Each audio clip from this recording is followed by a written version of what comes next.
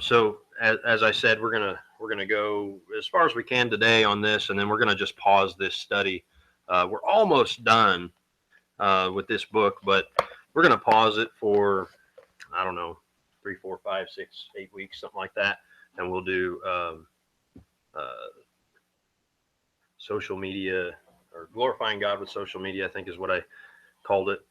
And we'll just do that till we're done. Talk about different ways to handle those things.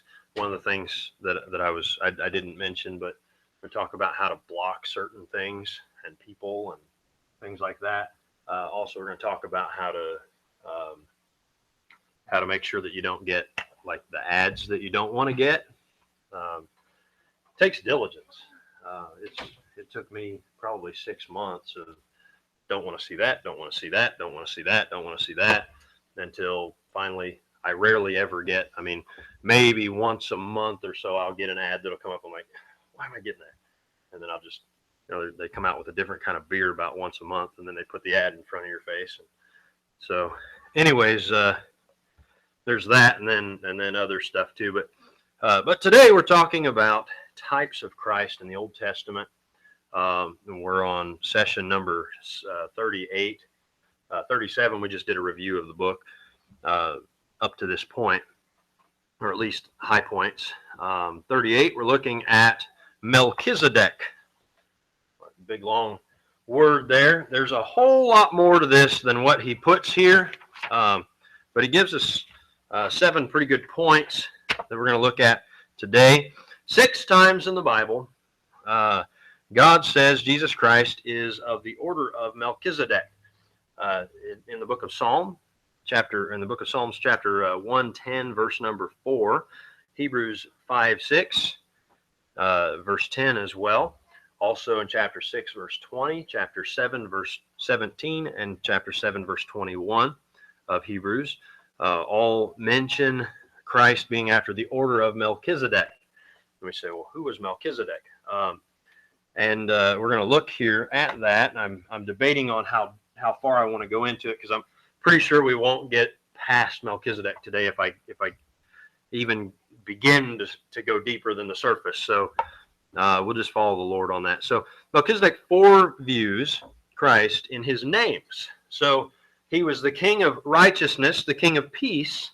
Now remember, he was the king of Salem, Salem being the place of peace. Also, if you think about the Hebrew term or the Hebrew word, what do they say when you come to see them, to greet them? They greet you with shalom, right? Shalom is where Salem comes from.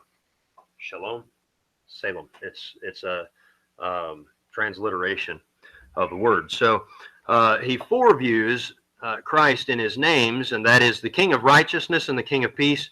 The Lord Jesus Christ, righteous and peace have met in him. So I've seen probably, I don't know, 5 or 6 posts on social media in the last week. I can't remember the verse. I think it's Isaiah 48 there, where it says, unto us a child is born, unto us a son is given, and the government shall be upon his shoulders, and his name shall be called Wonderful, Counselor, the Mighty God, the Prince of Peace, the Everlasting Father. I know I'm missing some things. What's that? Is it 9:6? Okay, maybe I'm 48 is what he references here for another passage, but also we have it, a virgin shall conceive, and thou shalt call his name Emmanuel. But we find though that in Christ righteousness and peace have met. So he makes peace between God and man because he paid man's sin debt, right? He's made peace between God and man. He's given, in another passage that we could deal with there on that, he mentions Romans 5:1, but we could talk about, I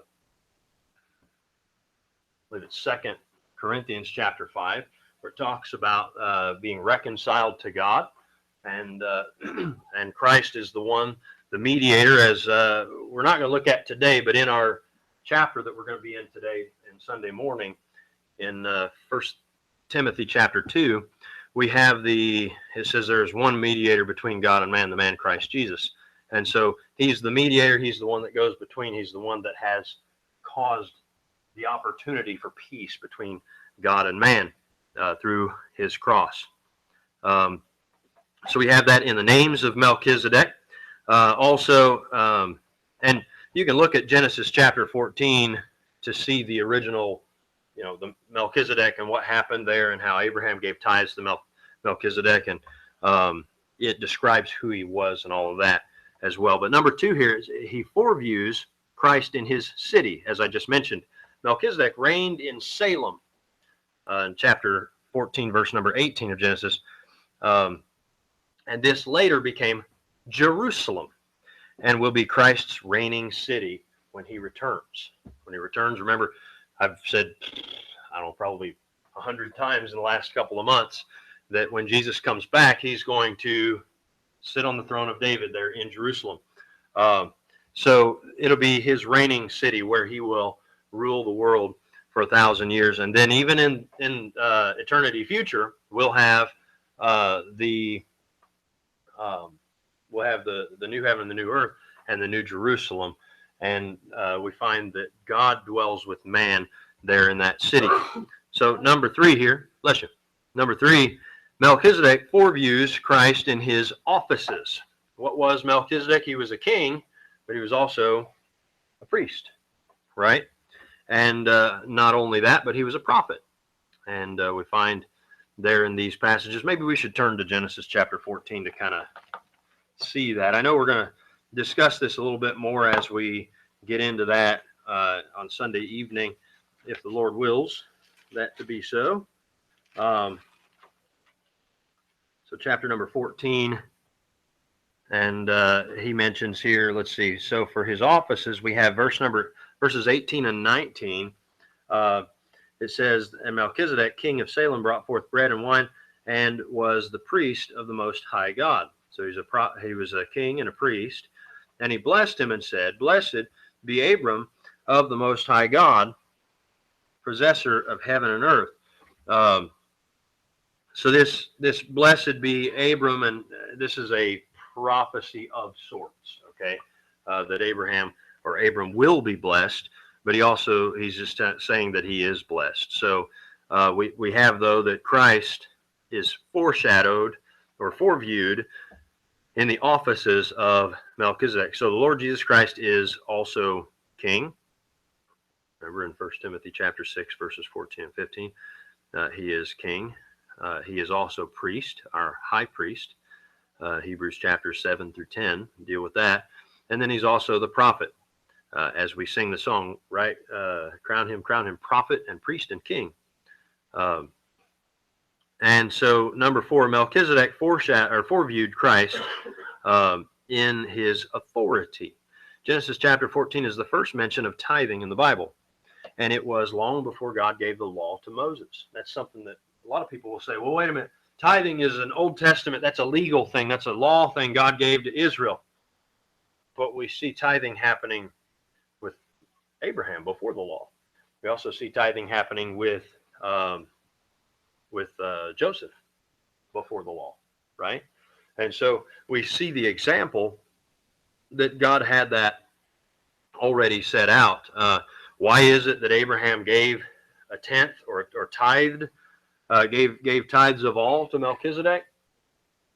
Well, because there had to have been something already established there. It wasn't that Melchizedek said, okay, 10%, right? It was because Abraham knew somehow that he was supposed to offer a tenth of his increase to the man of God, to care for the man of God. And then we find that God puts it in writing later in the law and says that you give a tenth, that the Israelites, now they had 3 tithes actually. They had their, now I'm trying to remember it all. I've got it written down and there's another message on it, but they would tithe of their first fruits, of their increase, and that would be for the priests. They would tithe for the poor. And now I can't remember what the third tithe was. But they would also have special offering for the temple, for the buildings and things like that. And that's why oftentimes we talk about giving and things like that. And I mentioned, and I've mentioned in passing a few times to people, and some people are like, wait a minute, isn't the offering like to pay the light bill and you know, pay for the rent for the building or the mortgage or whatever? Isn't that for like taking care of the building? And the answer to that question is no. You won't find that in the Bible at all. That the general offering or tithes are for the man of God to take care of his needs and the family and his family's needs and so forth. And in the Old Testament, it was not just one, but many priests. You'd have the high priest, then you have all the priests that are serving about the temple. Then you also have all of the Levites that are serving around the things of God, and that they would all be cared for by the tithes of all of the nation of Israel. Now their tithe was not just out of their free will a tithe. They would also have free will offerings on top of that, but those tithes were actually required of the Israelites. Then they would have their free will offerings and things like that. And then when they were to build the tabernacle, they had a special offering that was a free will offering for that tabernacle. And then when they built the temple, remember, they were talking about David was going to build David wanted to build the temple, but God said, no, your son's going to build the temple. So David he gives a huge offering of his own. And then he asks, and then he offers the opportunity for others to give offerings. And we find that at one point, I'm not sure if it was during David's life or during Solomon's life, but at one point they said, wait a minute, that's enough. Don't bring anything else. We have enough. And so but it was a special offering. It wasn't, they didn't take from the tithe to build the house of God. That was its own separate offering. So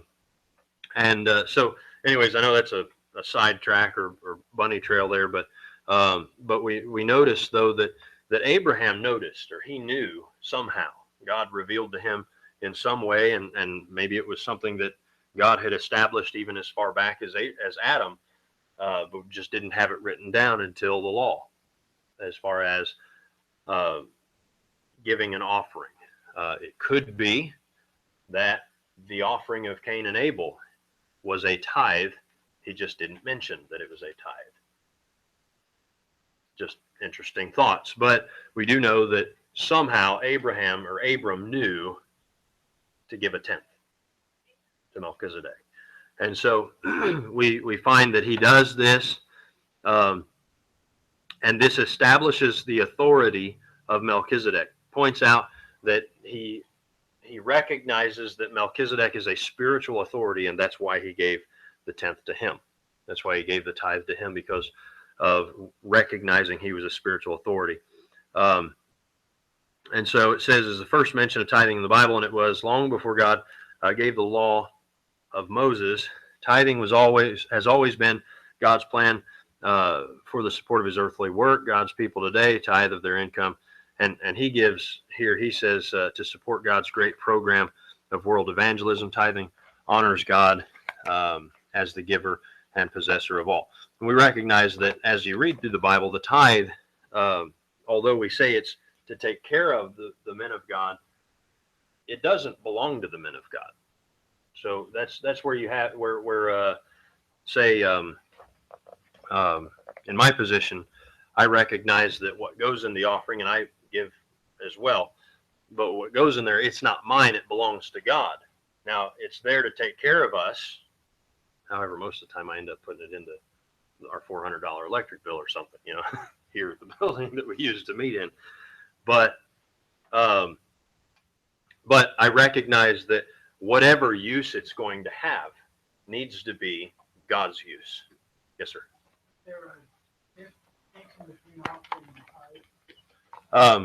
Well, there is, in general, no. If we take up a free will offering for a specific purpose, it would be a separate offering. We have we call it missions offering, but it's a outside of our church ministries offering, and I keep that separate. It goes in this box, and then I put it in a separate place for storage, and then we, distribute it out as we've made commitments to do so. We have 3 missionaries that we support, and so we'll distribute that out, and it'll also go toward, say, if we have a guest speaker or something that comes in, that fund is for that. That's a separate fund. That's why when we do our handshake time, I say, okay, whoever would like to give to missions, you put it in the box, and some people notice that I say that, some people don't. And so, but we do that, and that takes care of the missionaries that we support that are outside of our church. If we were to send a missionary out, or have a missionary, say that a man that we've ordained here and sent out for church planting work, well, that's an extension of our church, and so any support that we would give him would come out of our general fund, just like support that would take care of our family would be out of the general fund. But there can be, say we want to have an offering, a free will offering for and I know some preachers will say, oh, building funds are unscriptural. Well, I disagree, because they had a building fund, quote unquote, for the temple. It was a separate free will offering to provide the needs to build the temple. And so now they had a tax also that was not and that's where some of the old Baptists from early America would have a pew rent, is what they would like. You want to sit in that front pew, you're going to pay pew rent for that front pew, and it was actually some churches would do pew rent for every pew in the building. Some of them would do pew rent for just for all the good seats, and then the back seats are just whoever gets there first gets it, or you can stand in the back. But and that pew rent was not their tithe. That was to take care of the property costs and everything, and then their tithe would be a separate thing. But we don't do that, obviously. Those pews are 100 and something years old. What's that? Right. Well, yeah, and they would have box pews, and it would keep the like in the wintertime, you guys get cold down there, and I'm burning up here. But if we had box pews, that would enclose, then it would be a little warmer around your legs and stuff. And a lot of times what people would do is they would bring in a brick that they had sitting on their wood-burning stove. They'd wrap it in a towel and bring it in to church with them, and they'd sit it there on the floor next to their feet. And then they'd open up the towel, and it would let the heat, it would warm that area that they're sitting in. But anyways, as far as separate offerings or whatever, the difference between a tithe and an offering, as far as that goes, there's, if someone says, well, depends on what things are going for. If there's no mention of, okay, we have this particular need, but if somebody says, well, I want to put a little extra in the offering this week, they recognize that the purpose of that is to take care of people, take care of the man of God and his family, and also other people that are members of the church that may be in need. And so that's the purpose. Now, how do we actually handle it? Well, we have bills here, and I very rarely ever get to actually take care of my family with the tithes and the offerings. I generally just kind of pass it through, and it goes to paying for the electric bill or the rent or whatever. It's like earlier this week, I was like, well, rent is coming out of the bank account. So I just transferred the money from my personal bank account into the account that they're taking the rent out of to pay for the building here. And then there wasn't enough in the treasury from the offerings to reimburse myself completely. So I just reimbursed what I could. And then, so what that means is there wasn't enough to care for our family, let alone even pay for the bills. So sometimes those kind of things happen, and it's okay as long as I'm not completely broke. If I'm completely broke, then the bill just doesn't get paid. or it gets partially paid, and then we pay the rest when the rest comes in. But anyways, did that answer your question though? I got sidetracked even answering your question. The tithes and offerings are different things. You obviously, like for me, I usually round up. I'll do 10% and then just kind of round up to whatever the nearest $20 mark is, and then or depending on what it is, I'll sometimes throw extra in.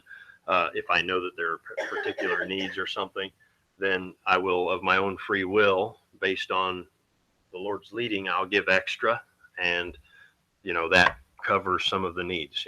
Sometimes I give extra because I know that even though it's the same person, it's me doing it. But anyways, because I know that pastor had to pay for a certain bill and didn't have enough to reimburse himself, so pastor gives extra so that he can reimburse himself. So sometimes that happens, but that's help him out. If I'm not allowed to sleep, neither is he.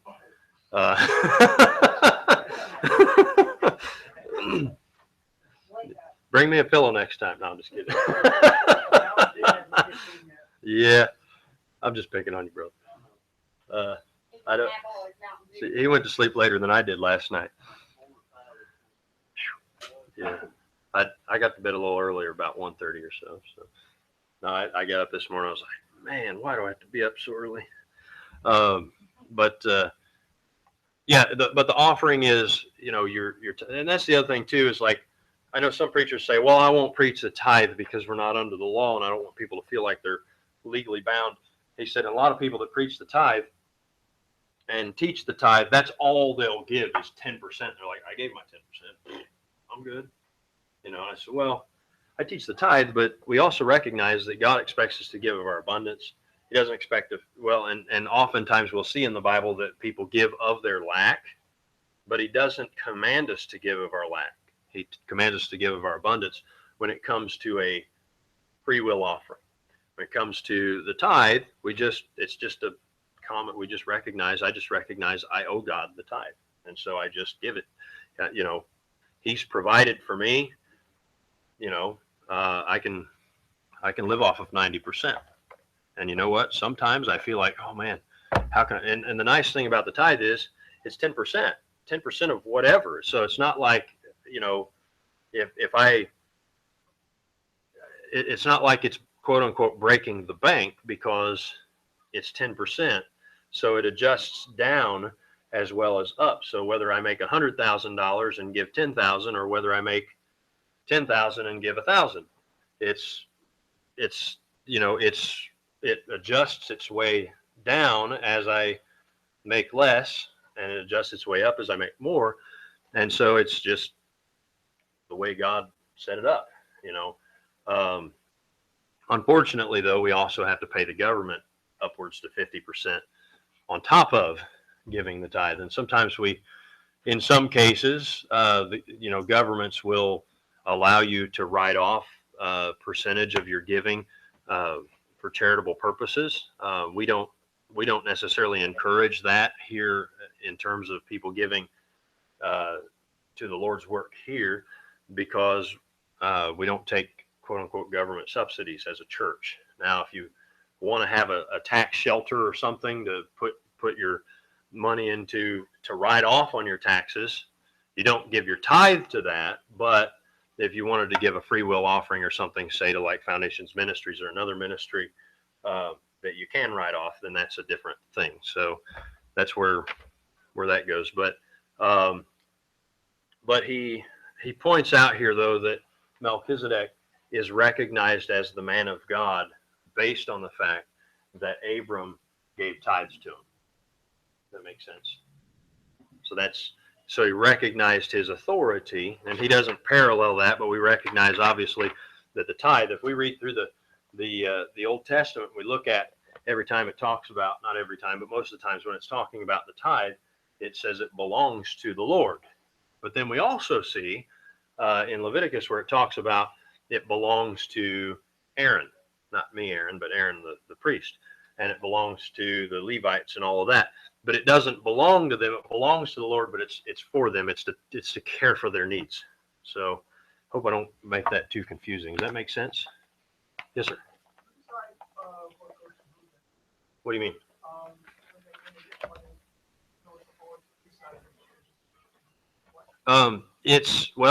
In scripturally speaking, the first earmark, so to speak, is to take care of those that are laboring in the word.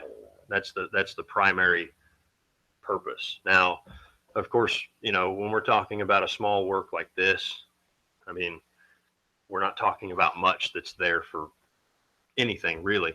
But then as the work grows and there's more resource to work with, then it goes to other members, and as the Bible teaches, as there is need. Okay, so not just, oh, it came in and pastor's taken care of and there's money left over. Let's see here. Who's the oldest member? Okay, we'll give him, here's $50. It's not. It doesn't just get distributed. Sometimes it'll sit there, say for a rainy day or whatever, but it doesn't go to the general need of the community. It goes to a particular need within the membership of that church. So then there's also, the pastor may say, hey, we've got extra funds here that have come in for the tithe. I think we could possibly use those for a building project. I think that'd be a great idea. If there was something extra there, let's put it toward, painting the walls or something. That's now what should happen for something like that is, hey, we need to paint the walls. Let's take up a special offering to paint the walls outside of the standard, tithes and offerings. You say, we need to paint the walls. I think when we painted these walls, I just went and bought the paint myself. So it's one of the members, happened to be the pastor, but one of the members just said, well, I want to give an extra offering, so I'm going to go buy paint, or I could have just donated the money and said, or had a special offering and gave enough myself to go toward it.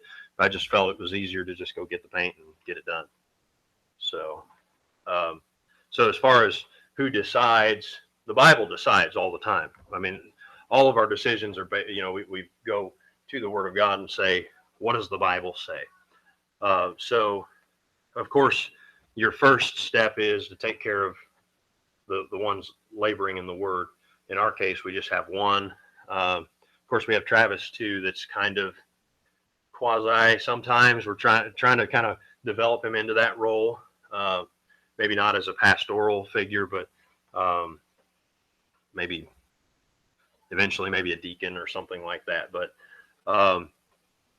in the Bible, we also find that when you end up having, say, disputes over how that's to be cared for. So say you have enough tithes coming in or free will offerings coming in for the purpose of taking care of people, and the man of God or men of God are taken care of, and then there are others that have need, and there's plenty there to take care of those needs, but someone says, I kind of feel like maybe these people are being neglected. Well, the scriptural example we have for that is you ordain deacons to deal with that, to make sure that it's handled properly.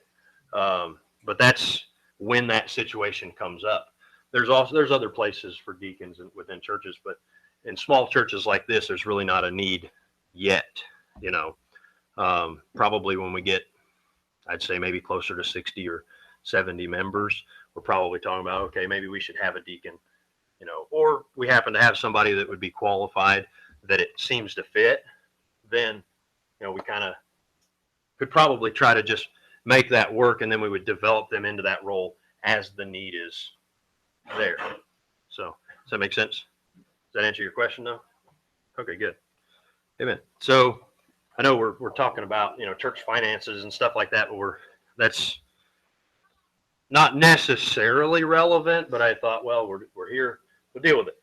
So, but Melchizedek foreviewed or foreshadowed the authority of God or Christ's authority, recognizing that, and just the same, every preacher in some way does foreshadow or foreview the authority of God in that sense.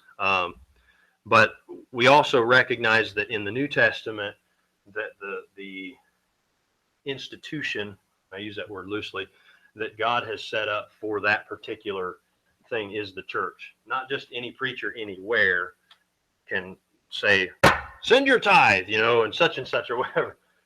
That's not the way it works. It's the local church. And so you have an established local church that you're a member of, and that's where you give your tithe.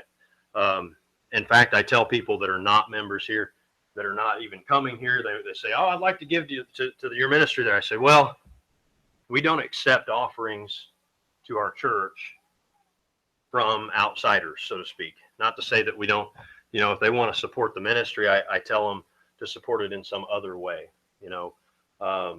We did for some time have people giving, to the church and whatever, or to the ministry here, but that's one of the reasons we set up Foundations Ministries, is so that people can give to the Lord's work here in Fountain Square, but we're not compromising this principle of the offerings here for something that is a quote unquote public charity type purpose. Does that make sense? So if somebody from outside that's not associated with the ministry here wants to give, I tell them to give to the ministry that we set up for that purpose. So other than that, I'm not one to, when I'm online, say on YouTube, like I am now, my Patreon account is my Patreon account personally. So when people support me, they're supporting me, not our church. Now at some point, I'll set one up for Foundations Ministries as well. And so people from out and about can support Foundations Ministries, which is a ministry of our church, which will give, say, funding or whatever to take care of special projects and things like that are ministry related, but it's separate from quote unquote church funds. I hate to use that term. It's really the Lord's money for the treasury for his work here. So that, say, money from outside like that wouldn't go to take care of the pastor and the needy in the membership. It would go for special projects. Okay. And then the offerings here would be for the people. So say we have somebody that says, I love what you guys are doing, I want to give $100,000. Say, okay, you give it to this other ministry that we have for the purpose of property, buildings, and all of that. And then we'll keep that separate from the offerings that are for people. If that makes sense. Now, we may hire people to handle property, buildings, and things like that, but it's and the funds come out of that thing. But we have a separate, when we take up our offering here, which we only do on Sunday mornings right now. Not that I'm opposed to doing it other times. It's just what we do.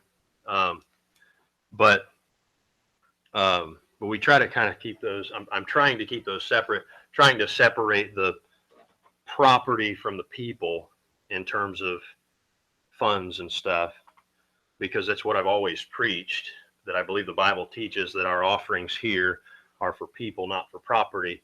But then I take what's supposed to take care of people, what's supposed to take care of my family, and then I put it toward property. So I'm like,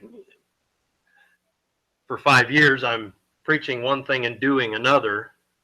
Although, I guess the way I could look at it is, it's supposed to be taking care of my family, and then I just decide personally, okay, this is supposed to take care of me, but I want to use it for renting this building, or I want to use it for painting, or I want to use it for utilities here or something. So that's how I've justified it in my own mind. But that's why we've set up that separate organization to deal with property and stuff, to keep the church out of property ownership and property dealings and all of that, because we don't find that in the New Testament. We don't find churches meeting in property that the church owns. We find meeting in houses. We find meeting in somebody else's school, a school that someone else owns, synagogues that somebody else owns, some other organization owns. We don't find it, not to say that it's completely wrong, but I find that we get into such a commercialism mentality where the pastor, instead of the pastor just being a pastor, he's running a business. There's nothing wrong with a pastor running a business as long as that business isn't the church. Okay. If he has a business over here that he's running and it helps the church, that's fine. But they kind of need to be separate things, as far as, running a business and having business property and dealings and all of that kind of thing. Because as we talk about, it's a little bit deeper on the level of separation of church and state, whereas in America and pretty much every other country that has established laws, corporations and businesses fall under the authority of the state, the civil government. And so if we were to run the church as a corporation or as a business, then we by default, without even filing any forms or anything, we by default place ourselves under the authority of the government, under the authority of the state, the civil government. And by doing so, we are now recognizing that they have authority to make rules for us. And if we do that, then what we're doing is we're saying that our position on separation of church and state only applies to us ruling over them, and it doesn't apply to them ruling over us. And that's not the case. The Bible teaches completely the opposite, not the opposite, but the Bible teaches that the state does not rule over the church and the church does not rule over the state. So neither one should be taking place. And so in order to keep that way, we keep things separate. We keep business as business, and then we keep church as church. So when it has to do with people, which is what the church is, the church isn't this building. That's why when I talk about coming here, I say we're going to go to the church building, because it's the building, not the church. The church is the membership, the congregation, the assembly is the church. And so when we have our offering time, we're not giving to the church.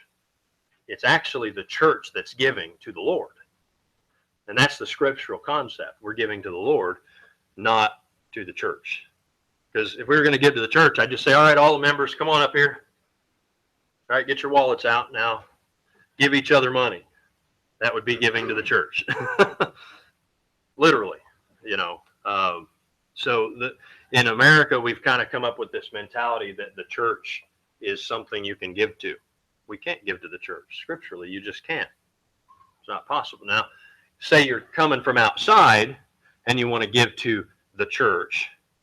That would be maybe different. Say you just sold a property, like you sold a building across the street, and you had some money from it, and you wanted to give to the church. Now, you're not a member here or whatever, but you want to give to the church. Well, I would say if you want to give to the church, then you come in and you say, okay, I'm giving you this much, I'm giving you this much, and I'm giving you this much, and there you go, you gave to the church. Or you give to the Lord, and then distribution is made as there is need.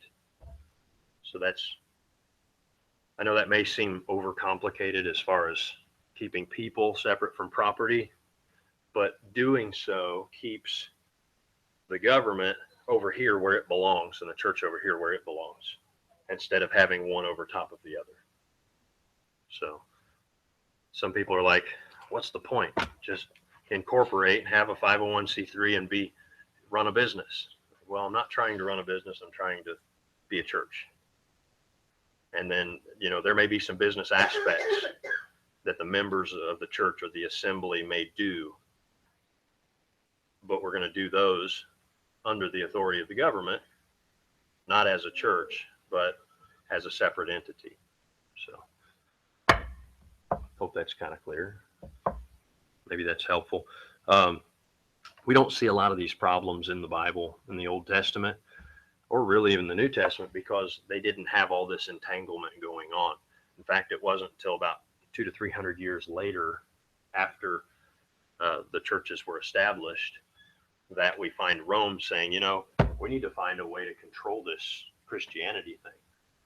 And so what they did was they married the two together, and now Rome doesn't have to tax the church because it owns the church. What's that? It's called transmogrification. Mm-hmm.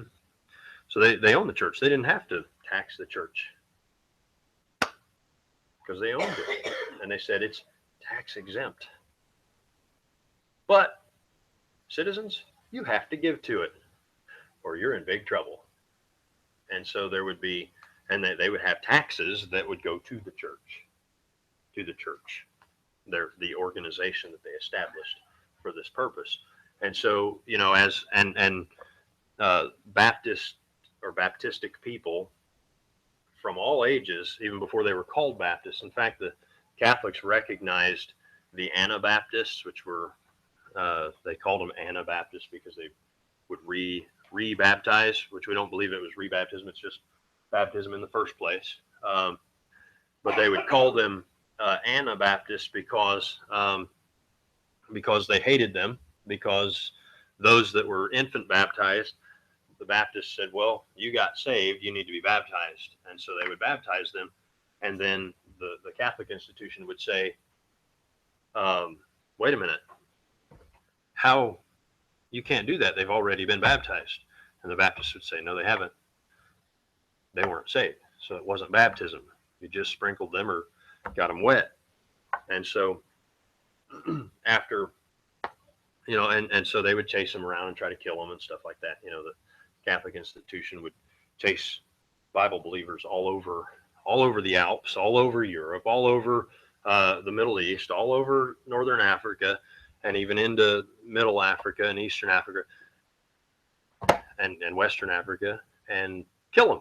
Just try to kill them off. Say, we need to squash this problem because we want to have control. And they said, no, you can't have control because we're churches, and the churches are separate from the state. And so they said, no, we want control. We want control.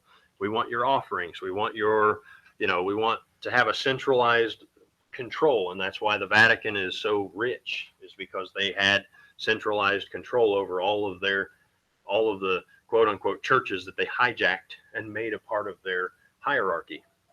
And so we find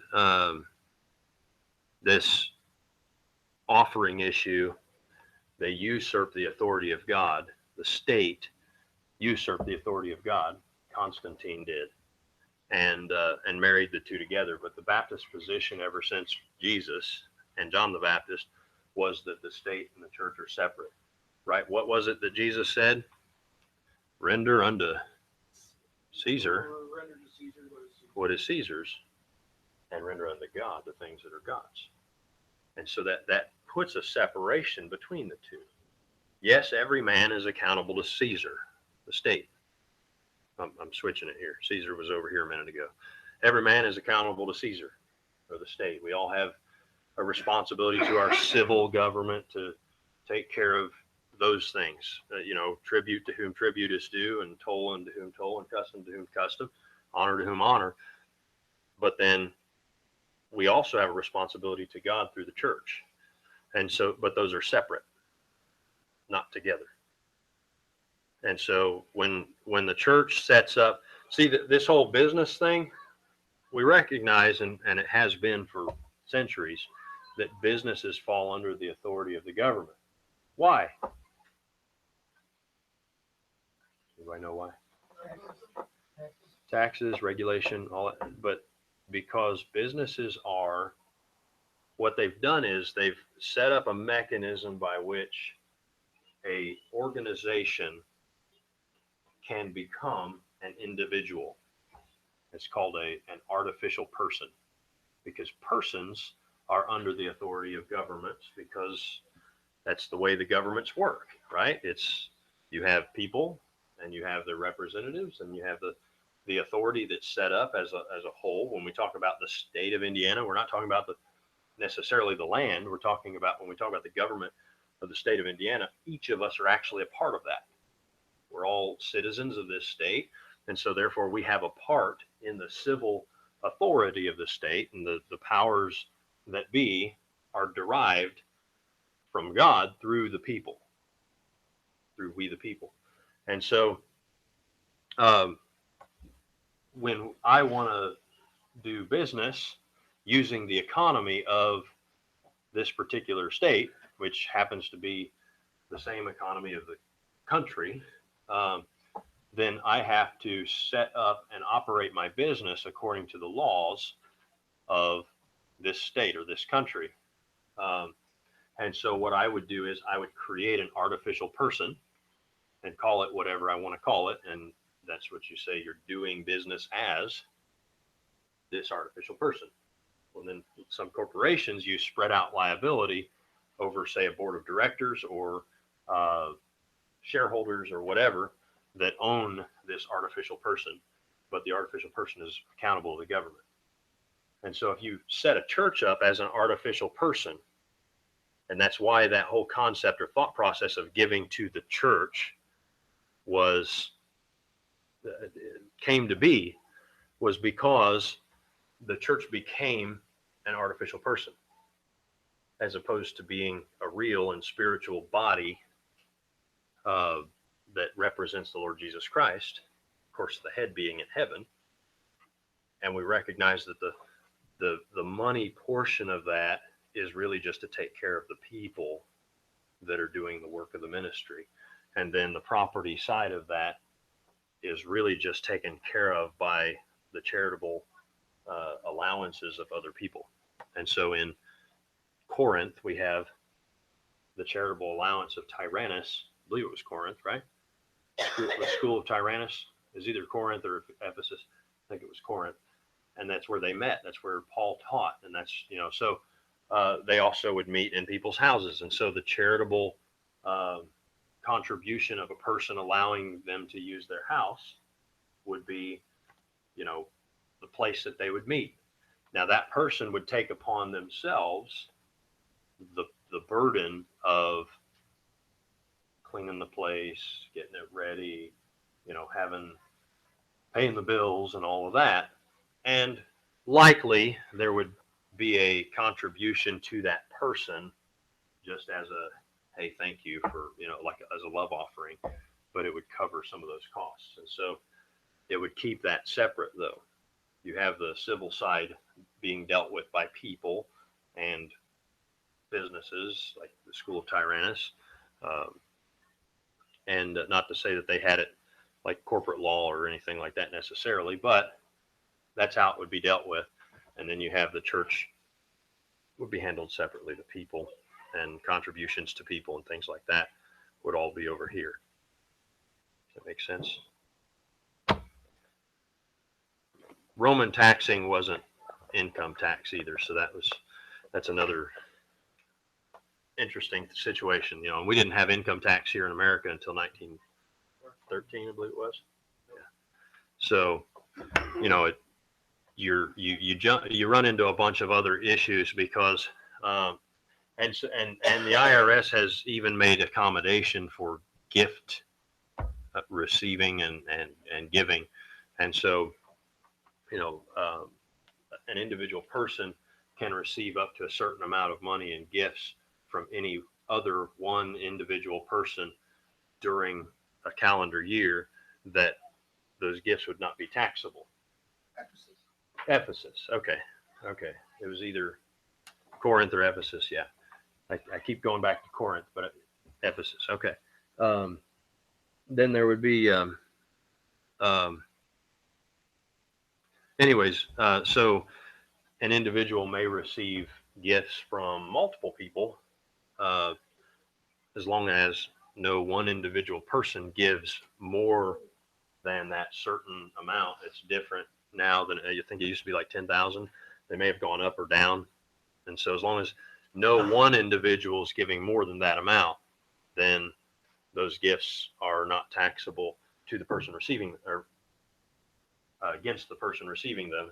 However, the person giving them can't write it off on their taxes either. Yes, sir. I was going to say, it was kind of interesting that they brought the income tax in 1913 because they were getting ready for prohibition.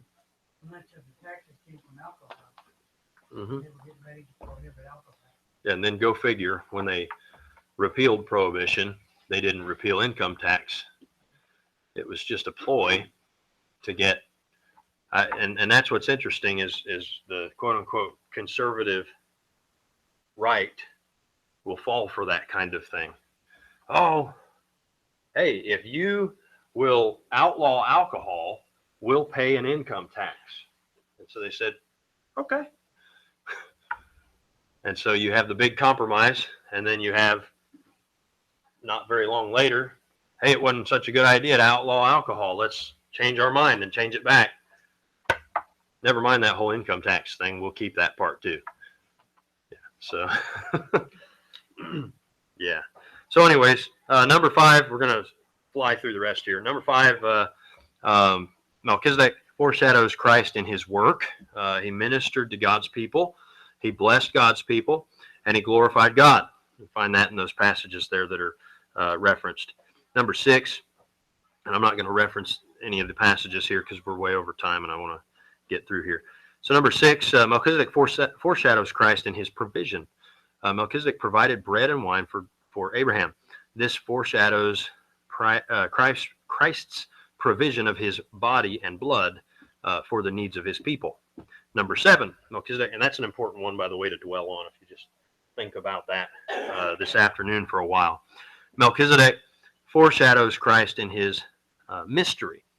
There is a mysterious aspect to Melchizedek because the Bible says he had no beginning of days nor end of life. This reminds us that Jesus Christ is the eternal Son of God, whose goings forth have been from old, from everlasting. And I would say Melchizedek was probably, in that particular sense, a pre-incarnate Christ. I want to be careful about that, though, because I believe he was also an actual historical figure, which means that in his humanity, he would have had to have had a beginning in that sense. But it's kind of like one of those interesting paradoxes where Christ has no beginning, yet he was born in Bethlehem. But we recognize that he has always been. So, not to say that he manifests himself in Melchizedek like he did when he came to earth. That's not what I'm saying. But we have a very, very good type picture of Christ in Melchizedek. So, there's a lot more we could talk about concerning Melchizedek. I know we got really sidetracked on finances and stuff, but it's okay. That kind of thing happens. And it was good information anyway. So let's pray.